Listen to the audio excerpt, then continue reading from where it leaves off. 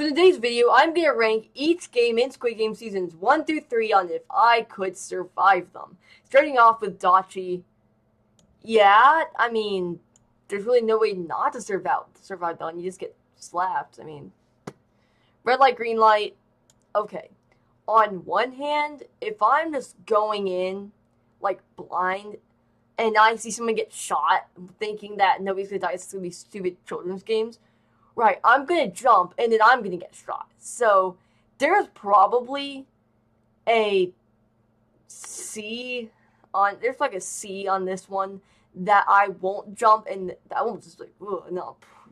There's like a chance I'll just stay completely still, so it's like a C on that one. Honeycomb, depends on which one you get, but overall I think that's one solid A. Because, like, number one, I'm pretty patient when it comes to those things, and number two, it really just depends on which one you get, honestly. So, alright, and then, I'm not surviving that one. Then again, I'm pretty small, so I could technically just hide under the beds, like GN did. Basically just at night when everybody's fighting and everything. On one hand, if I get found, I'm done, because I could not fight back by any means. I mean, look at these. Look at these. That doesn't exactly scream like big muscles. So, I mean, probably I can't survive that one, but hey, there's always a chance, I guess. Alright, Tug of War. Well, if it's just me, right, I'm gonna be dead weight in terms of this one, okay? So, it's not like I can do anything. Nobody's gonna want to be on a team with me. So, I'll probably end up being with all the people that, like, are just the leftovers that nobody wants to be with, so we'll probably get ragdolled, but hey, if I make allies early on, I might win this one. It's very possible, but I don't know. So, you know what? I'm going to go ahead and put that one in B tier, because who knows? If I play my cards right, I think I could win. Marbles, again, depends on which game you play. But I'm just going to go off which one Gian played. So, I'm saying probably, there's probably a solid chance at A. Okay, Glass Bridge, it looks awesome in the actual game. Like, in the show and everything, the cinematography is great. But, like, this game should not even be in the show. Because it's not tied to any children's game. Like, literally every single one of them after. Well, it's supposed to be games, but then you have, like, the Rebellion shootout, so I really don't know. I guess it's surviving big events, but I'm just gonna put games in the title, who cares. Glass Bridge, honestly, they never said you couldn't just, like, step on the things in between. Instead, they take a little bit to break, like, in the show. They're standing on them for, like, a split second before they break, so you still have time to, like, jump one to one. So I don't know. Man, it's so 50-50 on this one. It's, again, B with Tug of War. Just not as close to B, because I think I'm more likely to survive Tug of War. The actual Squid Game, nope, can't fight. It's a D tier one for me. Actually, yeah, I'm... Again, the two combat ones are in last place because, like, nah. These don't really scream big fighter to you. No, they're my little skinny arms. I'm gonna be snapped like a twig in that game, so no. Rock, Paper, Scissors -1 from Season 2, the first game of Season 2. Even though it's not really in the game, whatever. I could see myself winning, but I am actually something of a rock, paper, scissors master. So, I mean, I don't want to put an S because you never know. I mean, I'm going to put S in one of these. But still, I mean, I'm going to put it in second place in A because the honeycomb, I feel like I still have a better chance of winning. But again, rock, paper, scissors -1, you're in shock.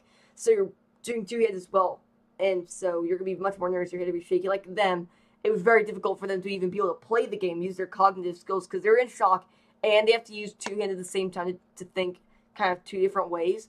That's going to be pretty difficult. So, yeah. It just depends on your circumstances when you're going into the game. And kind of where you are mentally, where your headspace is kind of at.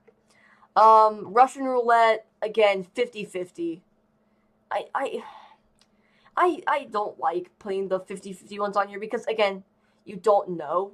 You literally have no way of knowing, but I'm just going to put it that way simply because, I mean, put the Glass Bridge one, put that one, and then I'd say all these are B tiers, like 50-50, because, like, In this game, you really don't know. And then with tug of war, who knows how you play your cards to get there. Like honestly, I'd probably try to go. You're either. I mean, in my case, when I'm like basically dead weight. I'd either have to like make allies with stronger people, but again, I don't know what games it's gonna be, so I'm probably not gonna end up doing that. So honestly, I'm probably cooked. So kind of like 50-50 on that one with who I get teamed up with. All right. I forgot the name of this. No. Pentathlon or something like that. Something like that. Well, I feel like most of those I could ace, so I'm gonna put that in S tier. So I feel like most of those I could easily do. Okay, Mingle, aka my most favorite game in the entire series, for multiple reasons. Number one, it's the best shot out of any of them. It's probably the most tense, at least in my opinion. I mean, all of these are very tense, but I definitely think Mingle is definitely the most. The song's super catchy. Just all around, I think this one's great, and it feels like you're really there. Unlike the later games in season 3, where they feel very CGI, whereas they actually built a set for Mingle, which I think is awesome. And yeah, honestly, I'm gonna put this one in B tier. Who knows? Honestly, genuinely, who knows? I figure I could get some people to go with me. Yeah, I don't know. I'll put it up to A tier, and I'll put it behind Rock Paper Scissors -1. Okay, the Rebellion. It depends on if you're going to volunteer or not, but say in this case I am volunteering for the Rebellion. Will I win? Who knows? I don't know. Maybe I will. It's really hard to say. Honestly, I probably won't, because obviously we know the Rebellion failed. So, no. Unless you have to have extreme plot armor like Jian, you can't survive this one. You literally can't. Everybody that was in the Rebellion died except for Jian. And obviously player 001, which was the frontman, so he doesn't really count. So I'm playing that one at D. Because, yeah, no, I'm not surviving that. Unless we're in some alternate universe. We're not in the universe of Squid Game. We're in like a parallel dimension where like history took a different course. But I'd say no. Alright. And I also play Call of Duty. I suck at it, so yeah. I forgot. It's like Rooms and Keys or something.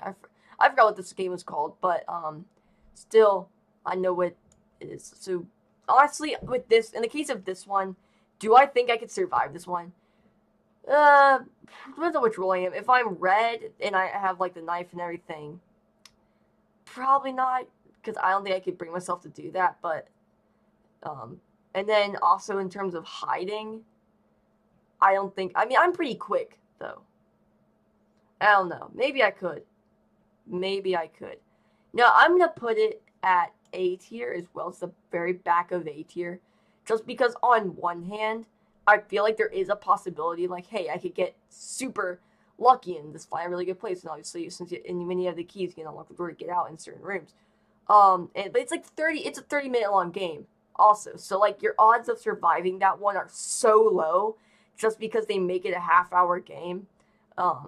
So from that standpoint, maybe actually, no, let's move it down to C tier. No, let's move it down to the very top of B tier. Actually, I'm gonna move red light, green light. Actually, I'm gonna move these down here. So I'm gonna keep this one up here. I'm gonna move this one to the very front of B tier, because again, it's just like a matter of if you're shocked or not. Russian roulette, up to chance, and then that is up to chance. These three down here, no chance of survival whatsoever. Okay, and then you have the jump rope game. I'm playing that one in next year. Honestly, like, I definitely think that this game is probably gonna be the easiest for me, just because I'm young. I could easily like jump these, but at the same time, it gets quicker as it moves on. Very tight path, so you're looking at it from two standpoints. Number one, you're looking at it from the perspective of how long can you jump for, because you never know how many people are going to go in front of you, right? 3, like 1, good endurance. 2, you have to be able to not trip or like break your ankle, because like look, you have that. tight of you have a really tight path. So when you're moving through it, it's gonna be a lot more difficult to be able to move through those. So I don't know. I'm still gonna play in S tier though. Just because I'm something of a professional jumper myself. You know, I jump really good. Whatever. All right, the final game. I don't know. I'd say I'm pretty good at negotiating. Like, but at this point, it really is just whoever you're going up against. It's not the final game is not a matter of can you survive it. It's a matter of how well can you convince the people around you that you should survive it. Because you never know, you might get a situation where everybody's like, yeah, there's enough money, we don't really want to kill each other, whatever. But you might get into a situation in like season 3, like in universe, where they're like, yeah, they're all pretty much willing to kill each other. They just go through a process to kind of mask the fact that they're going to end up killing each other anyways. Eventually, they're just kind of blinding themselves to that, even though because they know they're going to do it eventually. So from that standpoint, all that, I mean, yeah, I feel like I could mildly survive that one. I feel like I could negotiate my survival, but then again, I really don't know because we saw how well trying to negotiate went with Player 100. But then again, Player 100 had a huge target on his back. It's really well how good you are at making allies, who you choose to ally with, and just all those different things, and just how well you're able to kind of like squeak by. Because Player 100 was able to squeak by like saying, oh, we can do this orderly and everything, really knowing he couldn't. That's why he just started breaking down any time it looked like he was about to die, which obviously we know he ended up getting pushed off, but still. So I'm going to put that at B tier. Not the very back of B tier. I'm going to put it right before red light, green light, because I feel like I'm a little bit better at playing red light, green light. If I don't jump and everything, like get scared and everything, then I feel like I'm good. I feel like I'd accidentally do it. But then again, say I'm behind somebody and I do that, then it's fine. Honestly, though, I feel like I'd be smart enough not to move. But then again, you're in shock, your fight or flight kicks in, and so you really don't know what's going to happen there. So that is just my ranking of could I survive these. In S tier, we have Dachi, Pentathlon, and Jump Rope. In A tier, we have Honeycomb, Rock, Paper, Scissors, -1, Mingle, and Marbles. In B, we have Red Light, Green Light, the final like Squid Game in the Sky. They didn't give it a name in the actual show, I don't think. Yeah, I honestly forgot what this game was called, honestly, but whatever.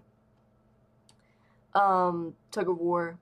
C tier, I put Glass Bridge and Russian Roulette. In D tier, I put Squid Game, end of season 1, obviously. The kind of just like fight at night and everything, and the Rebellion. So yeah, that is just kind of my tier list of cuts.